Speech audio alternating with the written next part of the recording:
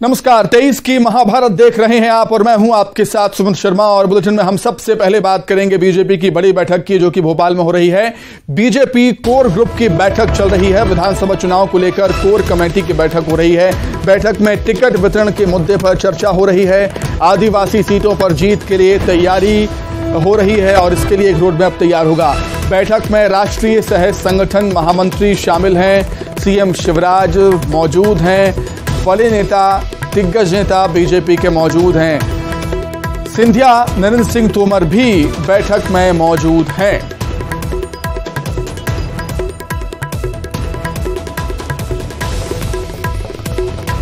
तो राजधानी भोपाल में बीजेपी की एक अहम और बड़ी बैठक इस समय जारी है। कोर कमेटी की बैठक, कोर ग्रुप की बैठक चल रही है विधानसभा चुनाव को लेकर। बैठक में टिकट वितरण के मुद्दे पर चर्चा होनी है। आदिवासी सीटों पर जीत के लिए रोडमैप तैयार होना है। बैठक में राष्ट्रीय सह संगठन महामंत्री शामिल हैं। सीएम शिवराज मौजूद हैं। ज्योतिरादित्य सिंधिया, नरेंद्र सिंह तोमर समेत सत्ता और संगठन के तमाम बड़े दिग्गज नेता इस बैठक में मौजूद हैं और विधानसभा चुनाव के अहम मुद्दों पर इस बैठक में चर्चा हो रही है, चाहे वो टिकट वितरण का मुद्दा हो या आदिवासी सीटों पर जीत हो। तमाम विषयों को लेकर राजधानी भोपाल में बीजेपी की अहम बैठक, कोर ग्रुप की अहम बैठक। सत्ता और संगठन से जुड़े तमाम दिग्गज नेता, तमाम बड़े नेता इस बैठक में शामिल हैं। सिंधिया जी आपको नजर आ रहे होंगे। सीएम शिवराज सिंह चौहान भी बैठक में मौजूद हैं।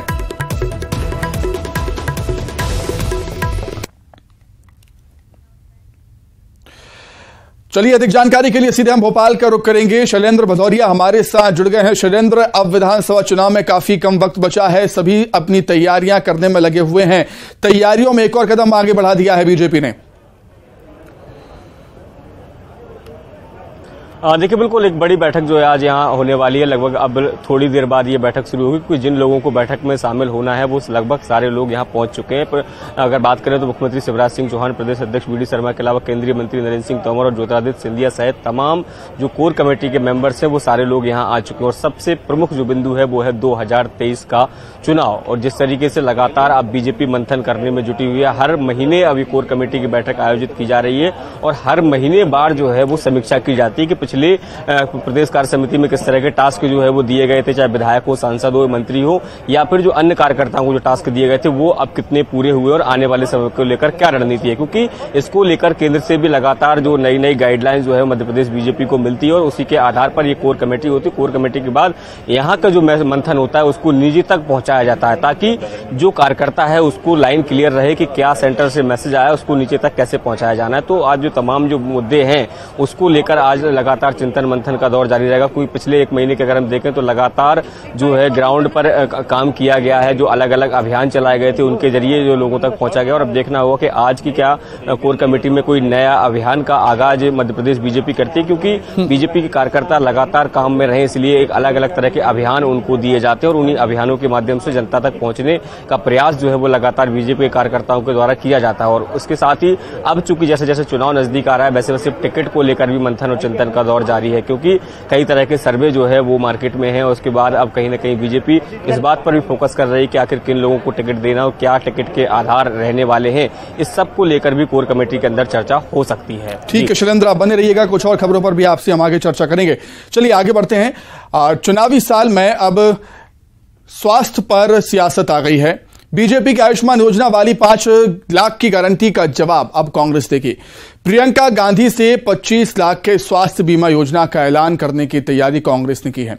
कांग्रेस अपने घोषणा पत्र में इसे शामिल करेगी। राजस्थान की तर्ज पर 25 लाख तक स्वास्थ्य बीमा का ऐलान कर सकती है कांग्रेस।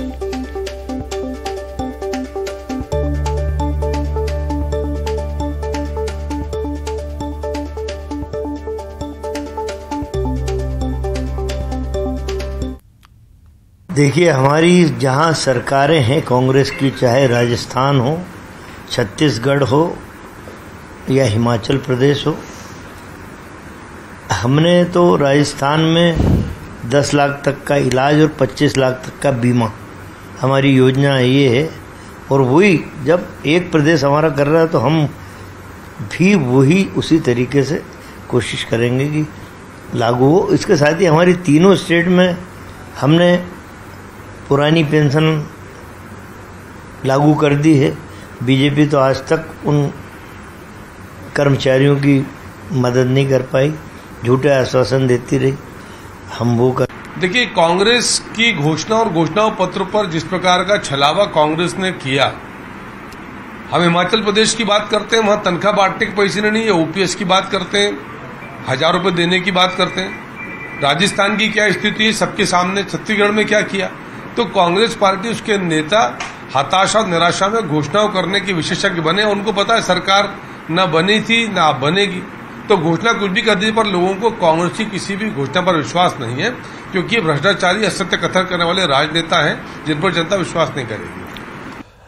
तो शैलेंद्र लगातार हमारे साथ बने हुए हैं राजधानी भोपाल से लाइव, उन्हीं का रुख कर लेते हैं। शैलेंद्र, प्रदेश में हर राजनीतिक दल विरोधी दलों की योजनाओं की या प्लानिंग की कार्ड के लिए अपनी एक नई योजना लॉन्च करता है और उसी राह पर चलती हुई कांग्रेस नजर आ रही है अभी।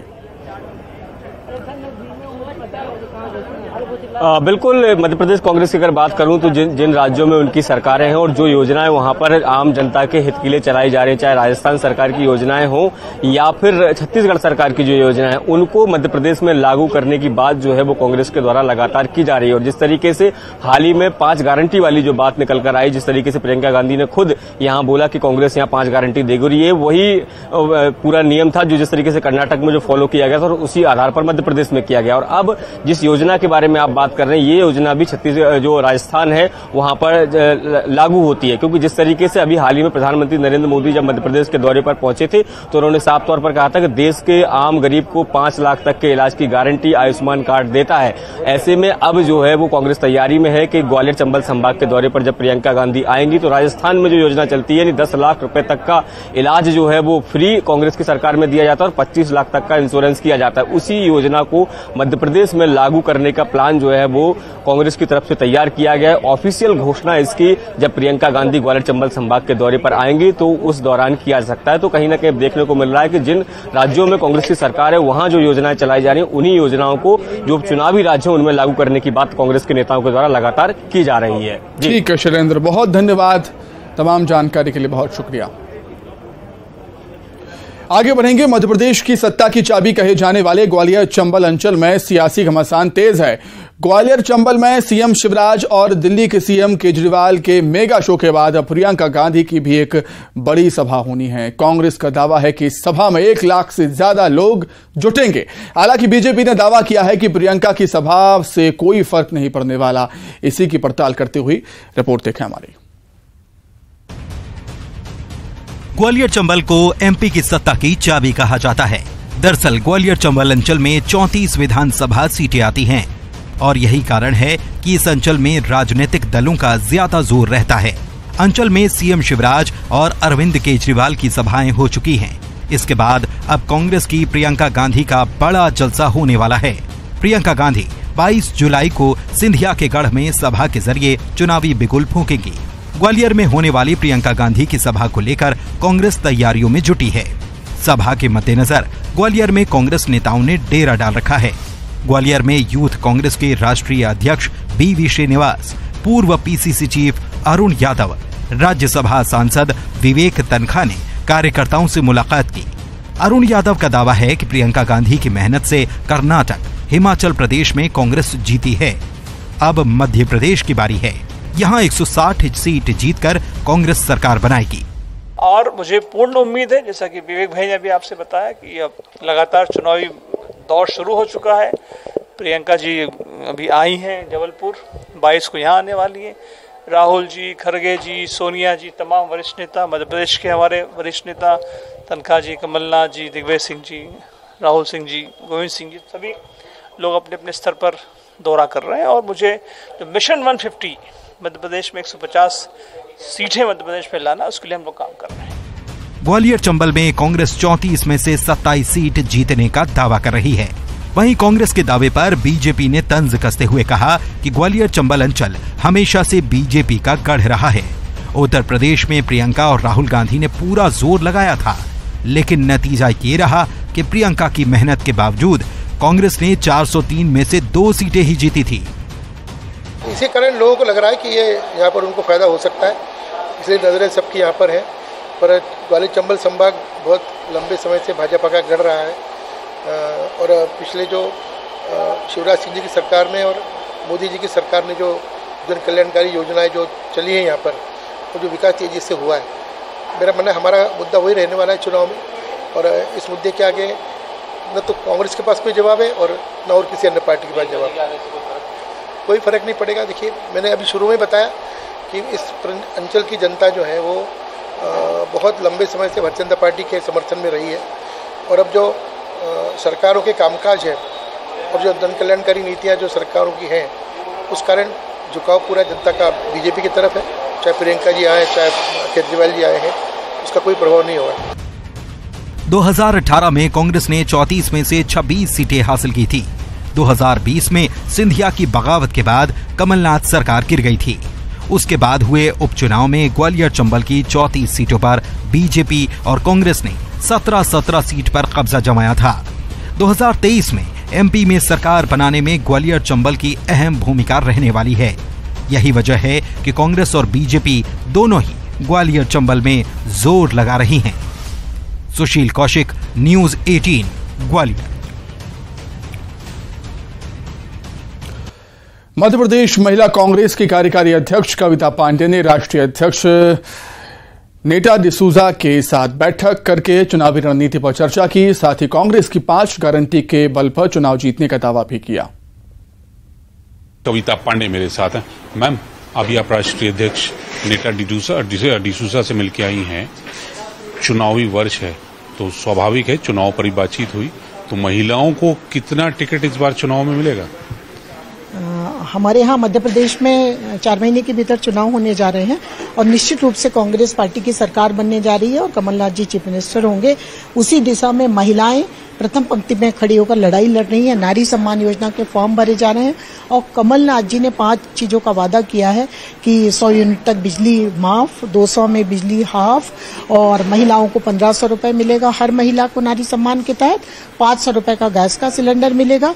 इस तरीके से महिलाएं बहुत ताकत के साथ जुड़ रही हैं और उनको विश्वास है अपने नेता पर। एक्चुअली मध्य प्रदेश लगातार 18-19 साल से रेप कैपिटल बना रहा। महिलाओं के ऊपर बहुत अत्याचार हुआ। कुपोषण में महिलाएं नंबर 1 रही।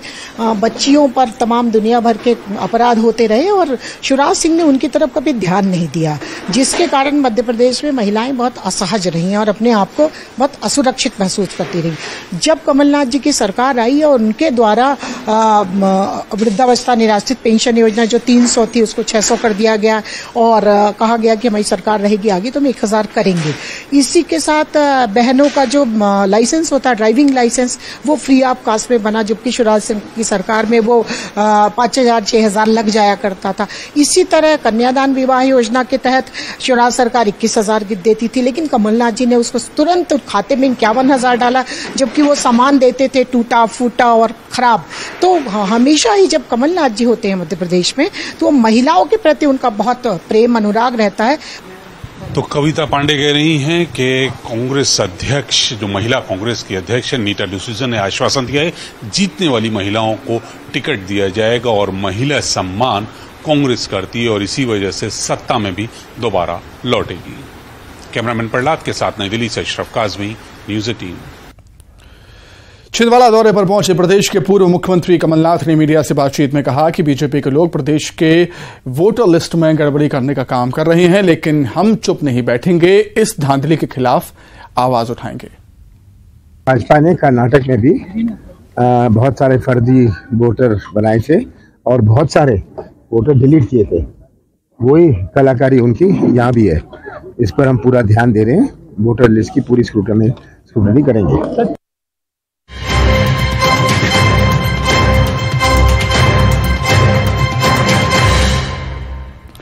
बीजापुर से बड़ी खबर है, जहां 3 से 4 नक्सलियों के मारे जाने की खबर है। मुठभेड़ में पुलिस ने नक्सलियों को मार गिराया।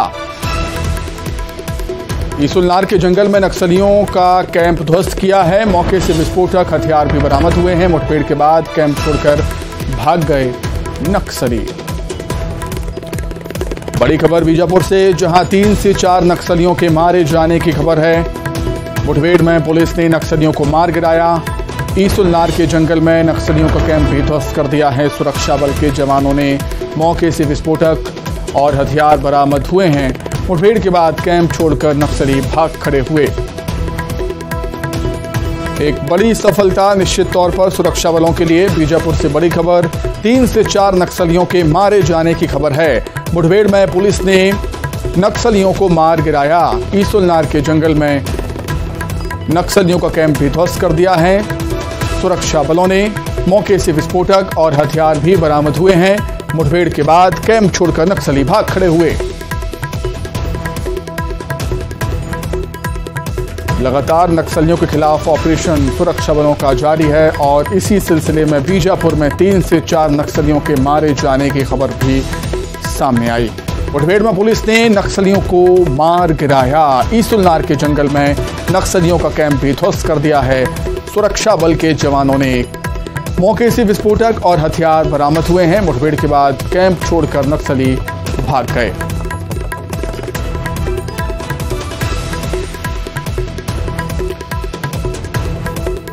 तो नक्सलियों के खिलाफ सुरक्षा बलों की कार्रवाई लगातार जारी। बीजापुर से बड़ी खबर, 3 से 4 नक्सलियों के मारे जाने की खबर है। मुठभेड़ हुई थी पुलिस और नक्सलियों के बीच में। मुठभेड़ में पुलिस ने नक्सलियों को मार गिराया। ईसुलनार के जंगल में नक्सलियों का एक कैंप भी ध्वस्त कर दिया है। सुरक्षा बल के जवानों ने मौके से विस्फोटक और हथियार भी बरामद हुए हैं। सुरक्षा बल के जवानों को वो तस्वीरों में आप देख सकते हैं। और मुठभेड़ के बाद कैंप छोड़कर नक्सली भाग खड़े हुए। इसी के साथ ही फिलहाल इस बुलेटिन में इतना ही। खबरें लगातार जारी हैं। नमस्कार।